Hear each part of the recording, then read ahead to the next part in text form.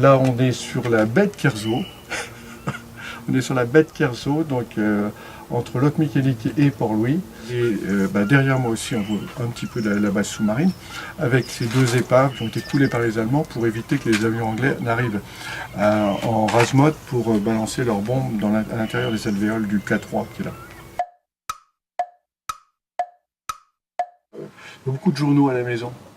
Beaucoup de quotidiens. On lisait les gros titres, on regardait les images. Parce que les livres, on n'avait pas le droit d'y toucher parce que c'était réservé aux grands. Il y avait des choses qu'on ne devait pas trop découvrir à l'intérieur. Je crois que mon premier souvenir de livre, vraiment à moi, c'était le prix de fin d'année au cours préparatoire. C'était Pierre et le loup. C'était quand même magique. Quand on allait à l'école au dispensaire, c'était l'horreur absolue. Tout le monde hurlait là-dedans. Donc j'amenais mon bouquin qui devait me servir en quelque sorte d'anxiolytique. Je bouquinais en attendant la fameuse piqûre entre les deux omoplates qui me faisait hurler de douleur. On a tendance à vouloir forcer la nature chez les enfants, c'est-à-dire les faire lire Camus ou presque Proust à 8 ans, de façon à ce que ce soit de grands littérateurs. Il faut pouvoir faire une agrégation en littérature. Alors que nous, c'était un peu la littérature interdite. Je me souviens, on lisait beaucoup Spirou. Et, Spirou, je crois que m'a beaucoup apporté. Première page d'écriture, curieusement, je crois que je l'ai faite avec mes élèves quand j'étais instit ou CM1. Bon, il y avait des concours, je me souviens, il y avait des concours d'écriture. Alors évidemment, avec la classe, il fallait qu'on gagne l'écriture. Donc j'ai donné un petit coup de patte au texte, mais enfin, c'était quand même dans le respect de ce que disaient les enfants. Je crois qu'à ce moment-là, c'est fabuleux de vivre quelque chose en imagination comme ça.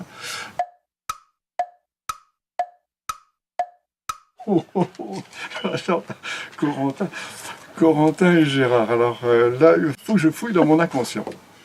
Et puis, par définition, mon inconscient ne va pas me dire grand-chose. Il va peut-être vous parler à vous, mais pas moi.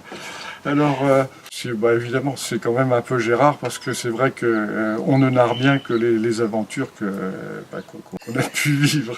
C'est vrai qu'on se remet... Quand Corentin Le Cairn plonge, c'est un petit peu moins en plongée. Quand il navigue, c'est un peu moins quand j'ai navigué. Bien sûr, on gomme toutes les faiblesses, toutes les incompétences. Évidemment, le geste est parfait. On échange beaucoup de mails avec les lecteurs, avec des promesses de se suivre. Mais effectivement, maintenant on est dans un monde qui va très très vite, où on est embarqué avec nos objets nomades, ou plutôt c'est plutôt les objets nomades, je crois, non, qui nous embarquent.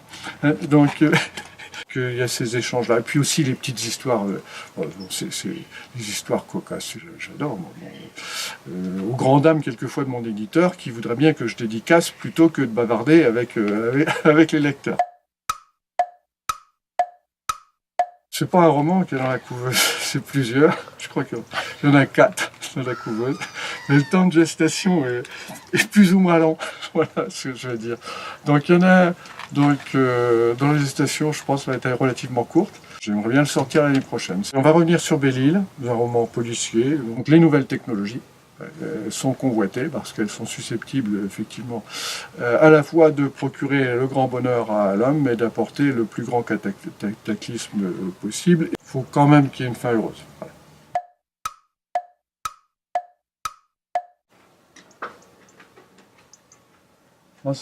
Moi, j'adore les grands espaces comme ça. C'est vrai que là, on revient de l'île de Bréa, c'est pareil, c'est une espèce de paradis, un peu l'endroit hors du monde, avec un paysage. C'est une grande baie comme ça, c'est parsemé d'îlots rocheux, de granit-roux, c'est absolument magnifique. On est allé se balader un soir à la croix de Modet.